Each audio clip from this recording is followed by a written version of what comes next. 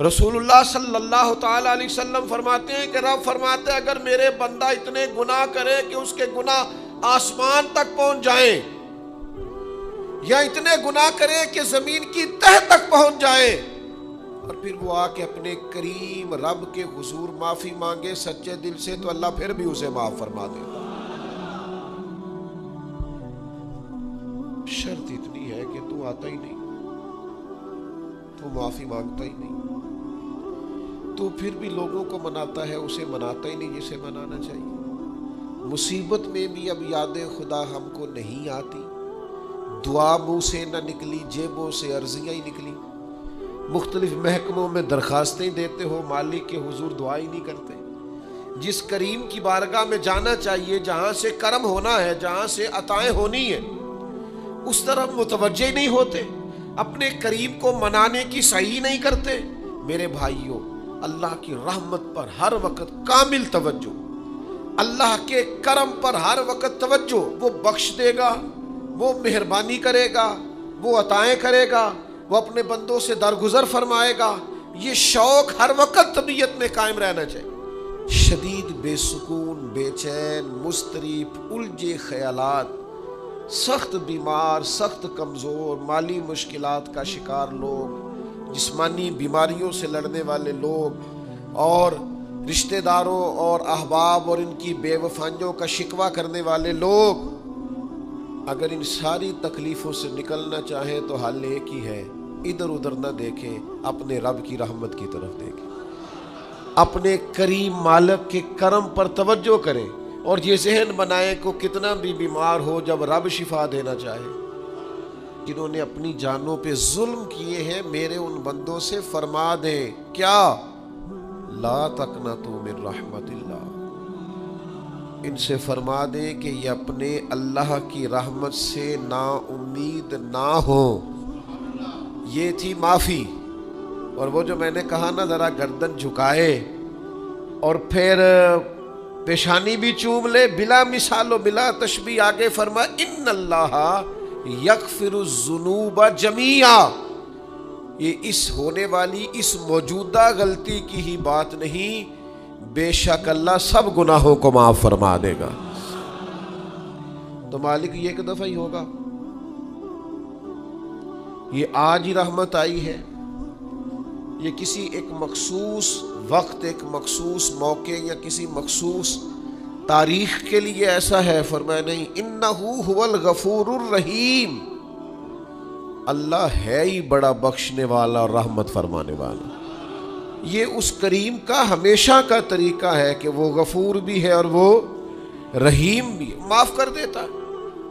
اور ان اللہ یغفر الذنوب جمیعا، بے شک اللہ سب گناہوں کو معاف فرمائے گا۔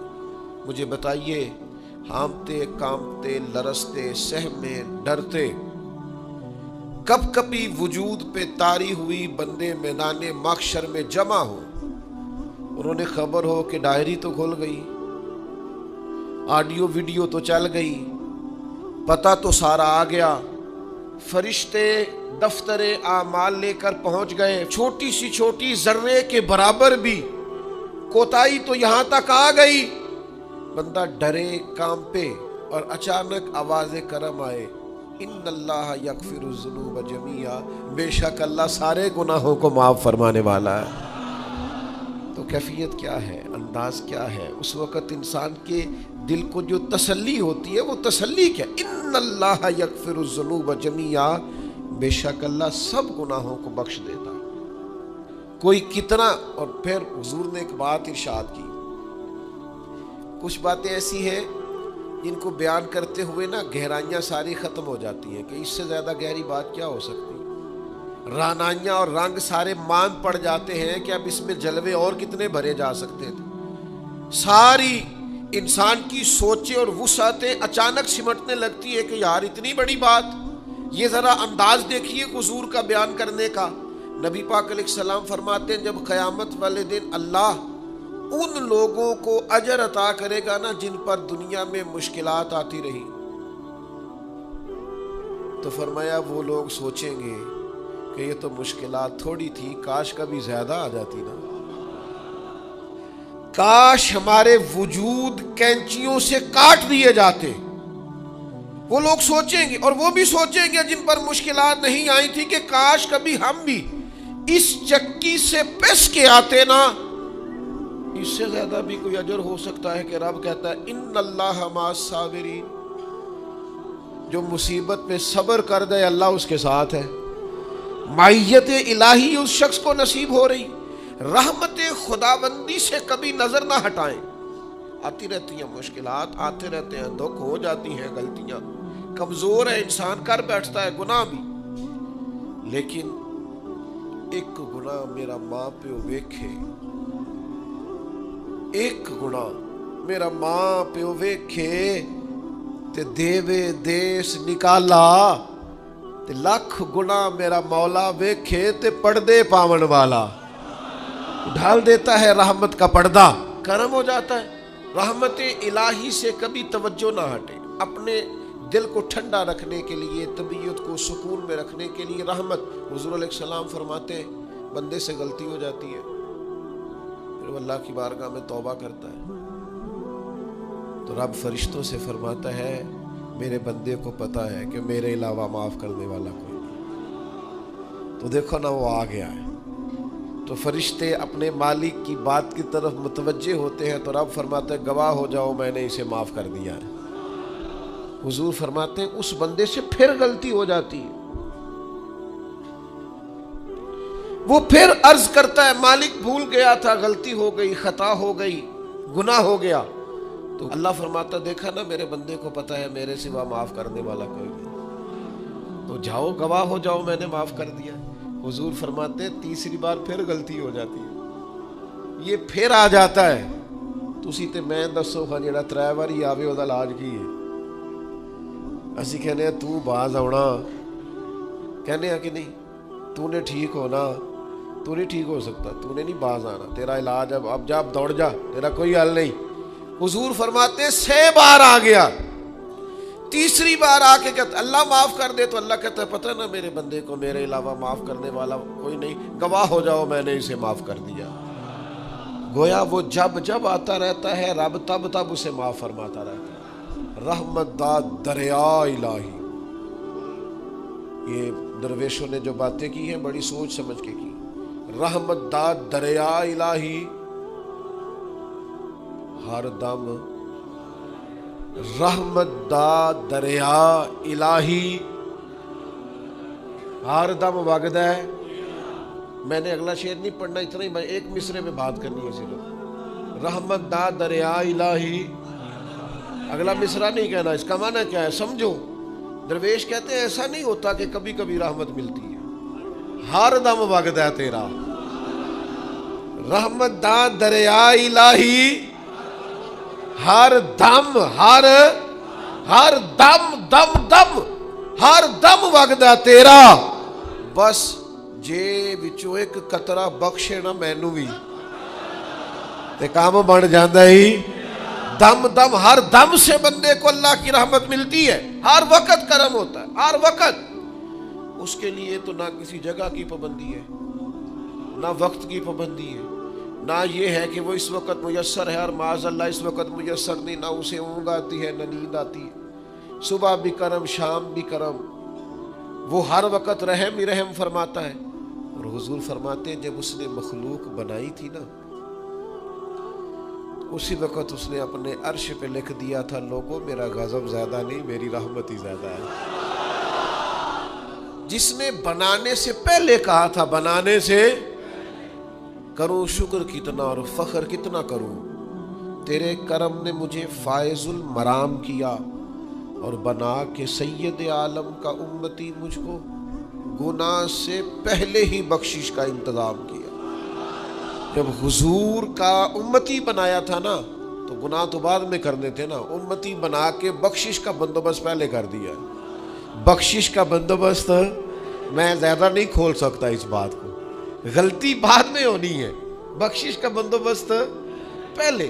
اور حضور فرماتے ہیں رب نے مخلوق بنائی تو یہ لکھ دیا کہ لوگوں یاد رکھنا غضب زیادہ نہیں ہے، رحمت ہی تمہیں کرم ہی زیادہ ملے گا. اچھا حضور نا کئی طریقوں سے اس رحمت کو بیان کرتے ہیں، کئی کئی زاویوں سے، کئی کئی مختلف انداز سے اللہ کے کرم کو لوگوں کے سامنے اجاگر کرتے ہیں۔ حضور علیہ الصلوۃ والسلام کے سامنے نا ایک جنگ کا موقع تھا، تو ایک عورت کا بچہ گم ہو گیا۔ یہ نا ساری گھنٹیاں بج جاتی ہیں اگر کوئی بچہ گم ہو جائے، جتنی گھنٹیاں ہوتی ہیں نا، دل کی بھی، روح کی بھی، کانوں کی بھی، ساری گھنٹیاں ہی، مطلب آپ فوری طور پر جو لٹک جاتے ہیں نا زمین آسمان کے بیچ کے، بچہ بڑی دیر سے مل ہی نہیں رہا، وہ جو ایک وقت ہوتا ہے نا وہ پل صراط پہ گزرتا ہے، یہ آسان ڈاکٹر کہہ دینا رپورٹ کرا لو مجھے فلانے سخت موذی مرض کا ڈر ہے، تو وہ رپورٹ کرانے کے بعد جو اس کے نتیجے کا انتظار ہوتا ہے نا، وہ جو کرب ہوتا ہے وہ خطرناک ہوتا ہے۔ اب بات کو سمجھیں، انسان کو محسوس ہو کہ میرے جگر کا پارا، میرا ٹکڑا، میرا بیٹا مل نہیں رہا، تو کیفیات کا رنگ اور ہو جاتا ہے۔ یہ ایک وارفتگی ہے نا، بچے کے ساتھ پیار ہے۔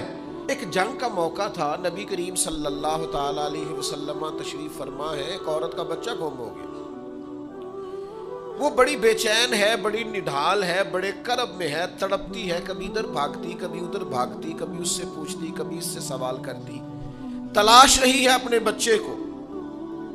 تو یہ سارا منظر، یہ ساری تصویر لوگوں کی آنکھوں کے سامنے، تو اس کرب کو ہر شخص محسوس کر رہا تھا، اس کی کیفیت کو ہر آدمی اپنی آنکھوں سے دیکھ رہا تھا۔ اللہ کے حبیب علیہ الصلوۃ والسلام نے عین اس وقت جب لوہا پورا گرم ہو گیا، ذہن پورے تیار ہو گئے، تو محبوب نے ایک مسئلہ سمجھایا۔ حضور فرمانے لگے، بتاؤ نا، اگر اس خاتون کو اس کا بچہ مل جائے جو اتنی تڑپ رہی ہے، تو کیا اس بچے کو آگ میں ڈال دے گی؟ تو وہ کیفیت سارے دیکھ رہے تھے، مشکات میں حدیث موجود ہے۔ عرض کی، یا رسول اللہ، سوال ہی نہیں پیدا ہوتا، اس کا جو درد ہے، اس کی جو تڑپ ہے، اس کی جو کیفیت ہے، وہ تو کچھ اور پتہ دیتی ہے۔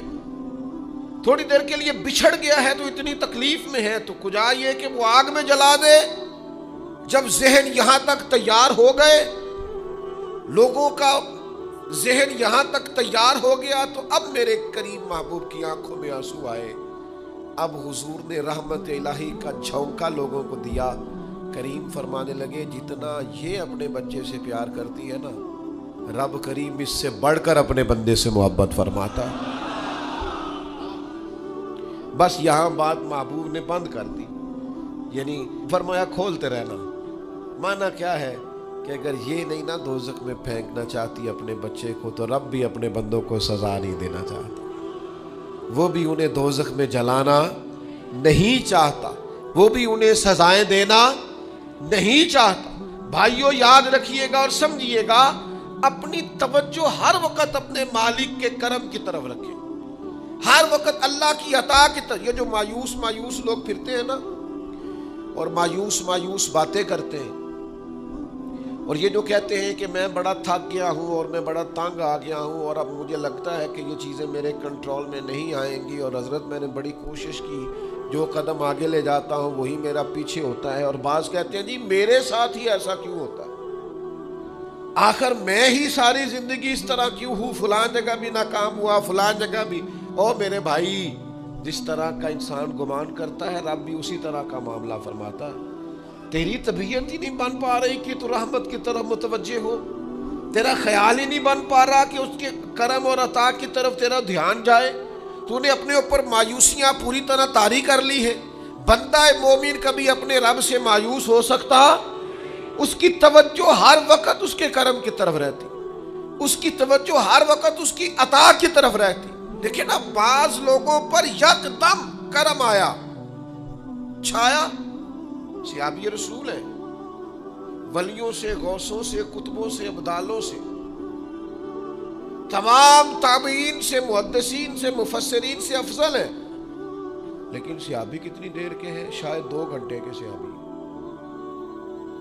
2 گھنٹے کے، ادھر آئے ہیں، ادھر کلمہ پڑھا ہے، ساتھ ہی جہاد کیا ہے، ساتھ ہی شہادت ملی ہے۔ صحابی 2 گھنٹوں کے ہیں، صحابی 2 گھنٹوں کے ہیں، لیکن تمام مفسرین، محدثین، اولیاء، صوفیاء کے امام ہیں۔ کیوں؟